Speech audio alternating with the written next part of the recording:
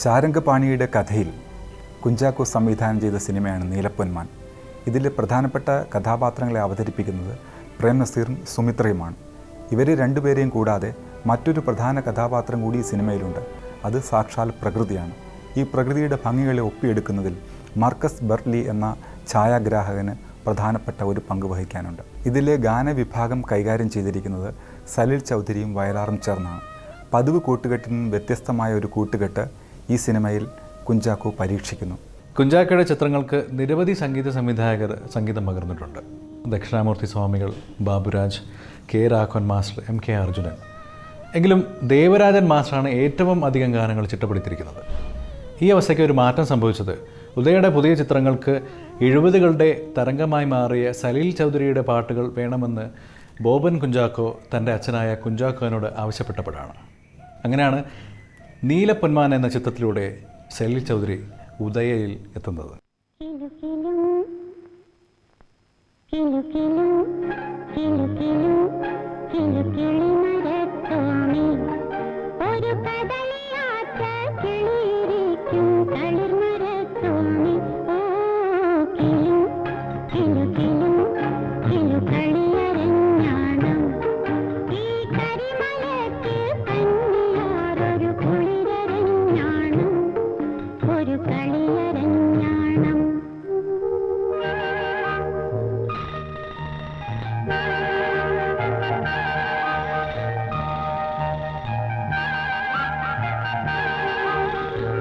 ഈ പാട്ടിൽ സലിൽ ചൗധരി ഒരുപാട് പ്രകൃതിയിലെ എല്ലാ ശബ്ദങ്ങളും കൂടെ കോർത്തിണക്കിക്കൊണ്ട്, അതായത് കിളികളുടെയും വെള്ളത്തിൻ്റെയും ഒക്കെ ശബ്ദം കോർത്തിണക്കി വളരെ മനോഹരമായി ചെയ്തിട്ടുള്ള ഒരു ഗാനമാണിത്.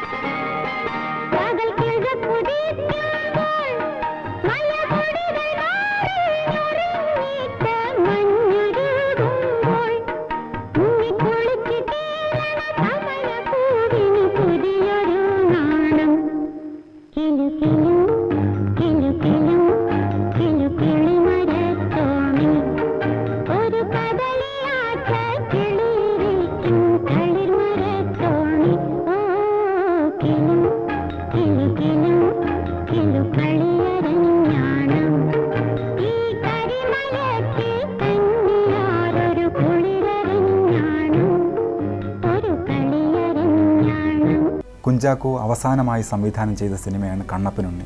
ഈ സിനിമയുടെ സംഗീത സംവിധാനം രാഘവൻ മാസ്റ്ററും ഗാനരചന പി ഭാസ്കരനും നിർവഹിച്ചിരിക്കുന്നു. ഇതിലെ ഒരു പ്രധാനപ്പെട്ട ഗാനം ആണ് മാനത്തെ മഴമുകിൽ മാലകളെ എന്ന് തുടങ്ങുന്ന ഗാനം. ഇത് ആലപിച്ചിരിക്കുന്നത് പി സുശീലയാണ്.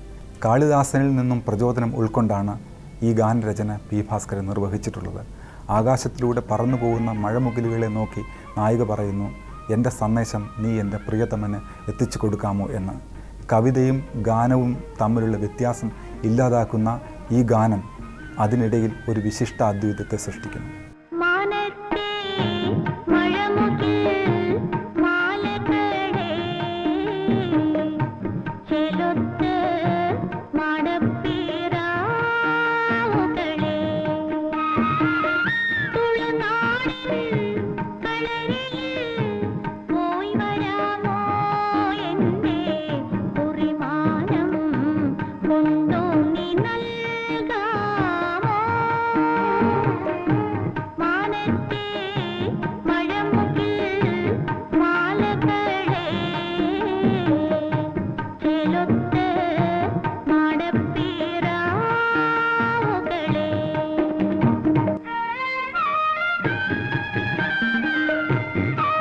വടക്കൻ പാട്ടിൻ്റെ ശൈലി എന്ന് പറഞ്ഞാൽ നമുക്ക് രാഘവ മാഷിനെ ഓർമ്മ വരിക. രാഘവ മാഷ് ആ ശൈലി കൊണ്ടുവന്ന ഏറ്റവും മനോഹരമായ ഒരു ഗാനമാണ്. സുശീലാമ്മ അതിമനോഹരമായി പാടിയിട്ടുണ്ട്.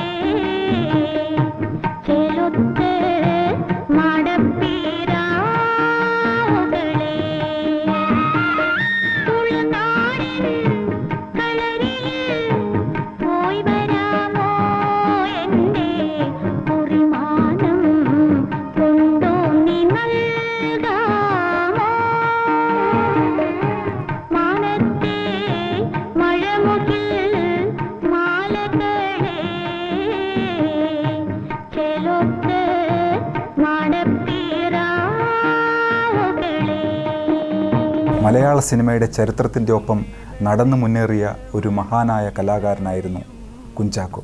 അദ്ദേഹം 55 സിനിമകൾ മലയാളിക്ക് നൽകി. ഈ സിനിമയിലൂടെ അദ്ദേഹം മലയാളിയുടെ ജീവിതത്തെ അവതരിപ്പിച്ചു.